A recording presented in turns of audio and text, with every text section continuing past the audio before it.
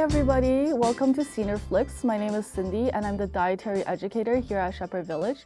And today I'll be going over some food safety and food preparation tips. For today, we'll be starting off with some food safety 101, and then we'll go over some tips for grocery shopping and then also some tips you can have at home when you're doing your preparation and storage. And finally, I'll be sharing some seasonal recipes from Foodland, Ontario. So let's begin with food safety 101. So why is food safety so important? Well, food safety is important because it helps prevent foodborne illnesses, and this can help us keep ourselves and our loved ones safe. And also, following these food safety procedures will help you keep your foods fresher for longer. And then next, we have some vocabulary that I'll be going over that'll be really helpful for yourself at home and for when you're preparing food. So let's begin with foodborne illnesses. So foodborne illnesses, what are they? Foodborne illnesses are what happens when a person gets sick from consuming foods that has been contaminated by microbacteria such as viruses, bacteria, parasites.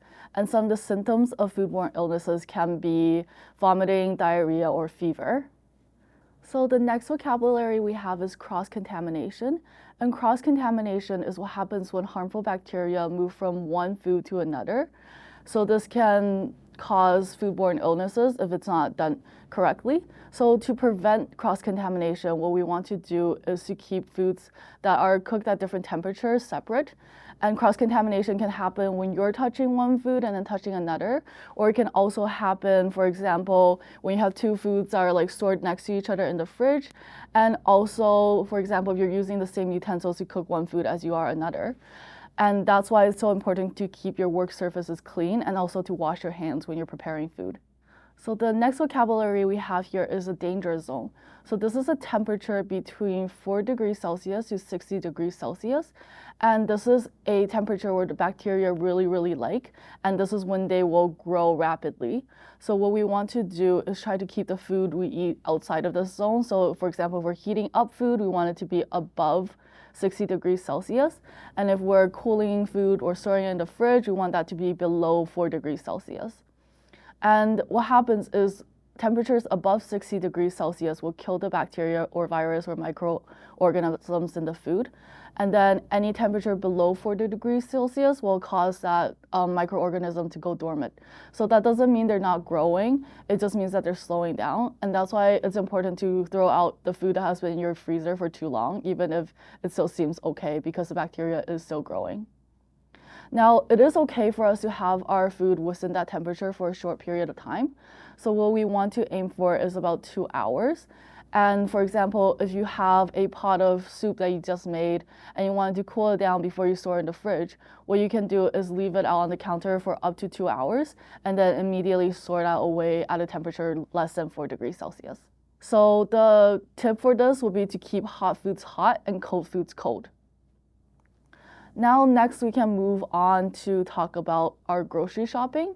There are tips, just like the ones I mentioned earlier. We can follow them in our grocery shopping as well to keep our food safe even before we bring them home. So what we want to do is we want to follow the rules that we learned before. We want to prevent cross-contamination. We want to keep our hot foods hot and our cold foods cold. So what we can do is we start off with the foods that don't need to have any temperature control. So that'll be our shelf-stable foods such as canned goods, your cereals, anything like that you want to grab first. And then next we want to go for some fruits and vegetables. So for fruits and vegetables, we don't have to keep them at a certain temperature. Sometimes, for example, bananas can be stored at room temperature, so that's what we want to grab next. And then after that is when we want to go for our frozen and refrigerated foods. These are the foods that we really want to keep at a certain temperature, and that's why we want to grab them afterwards. And for example, if you're also thinking of grabbing some pre-prepared hot foods, we want to keep that away from the foods that we want to keep cold. So even your car, you should try to have one area divided for the hot foods and then another area divided for the cold foods. And another thing is what we can do is at the grocery store, you can use plastic bags to help keep any juices from the raw meats from touching any of the vegetables you have, and that will help prevent cross-contamination.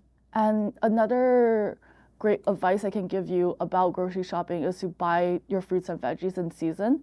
right now it's winter and it's a great time for any root vegetables.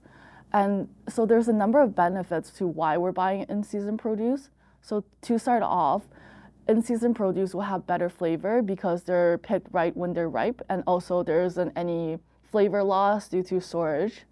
And then next we have the fact that they're very nutritious because again, they're picked ripe and then they're not stored for a long period of time, so there's no nutrition loss due to that. And also in-season produce are very cost effective because they're produced in large amounts during the time when they're in season, and there is a lower transportation, any of those costs are lower, so they are more cost effective if you are buying produce in season. And finally, eating in season fruits will help increase the variety in your diet. This way you get to try out different fruits and vegetables depending on the season. And in the next few slides, I'm going to show you some of the foods that can be in season. And also Foodland Ontario has a great table that will help you determine what fruits and vegetables are in season in Ontario during whatever months you are hoping to have them.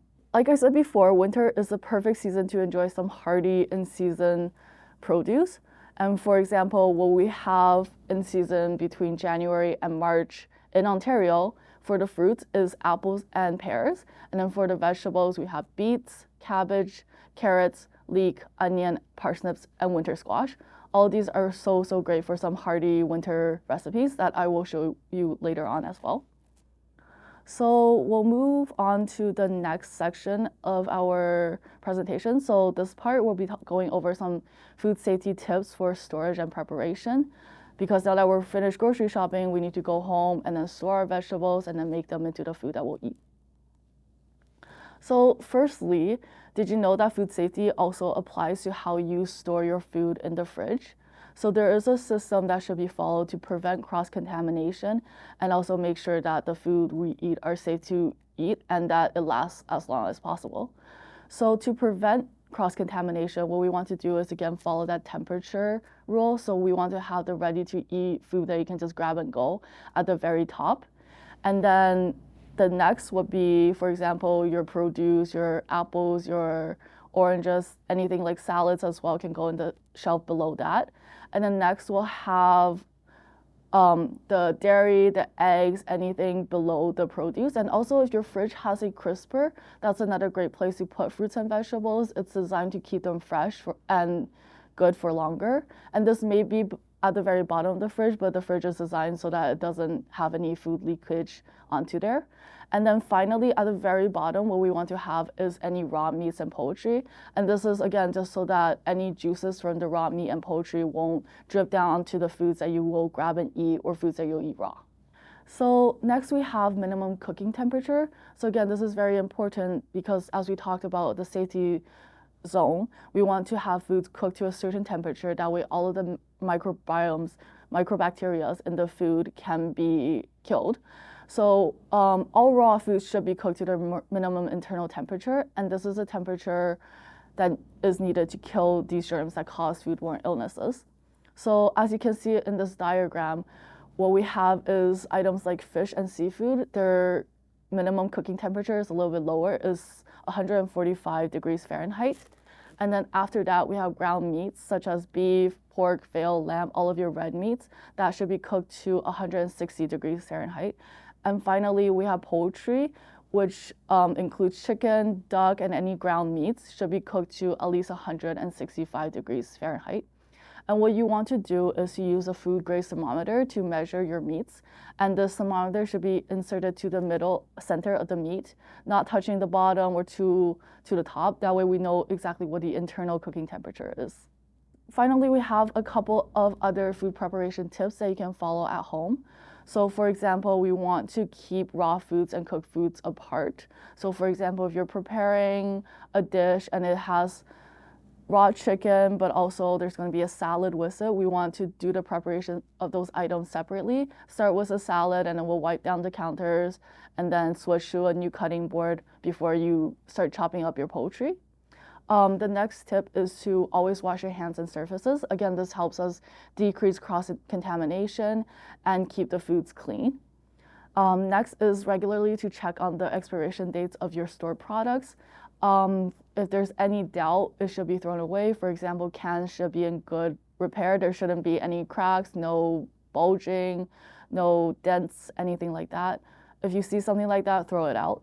And then our next tip is to have leftovers eaten within 3 to 4 days.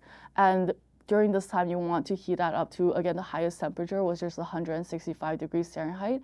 And this will just make sure that all of your bacteria is killed off before you eat the food and it is safe to eat. Again, this is a reminder, is to refrigerate promptly. Like I said, if you want to leave food out to cool, that's okay for up to 2 hours. And then we want to immediately have that food refrigerated. And finally, when you're thawing food, we also want to be careful, because when you're thawing food, there can be a case where the food might be frozen on the inside, but the temperature on the outside is already within the danger zone. So the safest way to do thawing food is to have it under running cold water, and that way we can keep the temperature on the surface in control while we're still melting the food. And those are all of the tips for today. Next, we'll move on to our seasonal recipe. So these seasonal recipes are from Foodland, Ontario, and they're all featuring different produce, fruits, vegetables that are in season in the different seasons that we have here in Canada. So to start, we have a nice strawberry rhubarb crisp, and this recipe features rhubarbs and strawberry, which is both in season in this month of March to June. And next we have potato salad with corn, tomatoes, and charred peppers. So again, this recipe calls for peppers, potatoes, sweet corn, and tomatoes, which are all in season in summer. And the summertime is such a great time to have in-season vegetables, because in Ontario, we're very lucky to have many fruits and vegetables that are in season and grown in Ontario. And next we have autumn. And for this, I chose a cauliflower and parsnip soup. And again, this is a very warm soup that features carrots, cauliflowers, and potatoes, and all of these are in season during the months of September to November. And finally, we have a nice winter sheet pan turkey dinner, and this recipe features leek, buttersquash, corn, green beans, and leek and buttersquash are the vegetables that are in season in winter in Ontario. So for these recipes, we'll be linking them in the description below. And that's all for me. Thank you so much for listening, and look forward to our other videos coming up.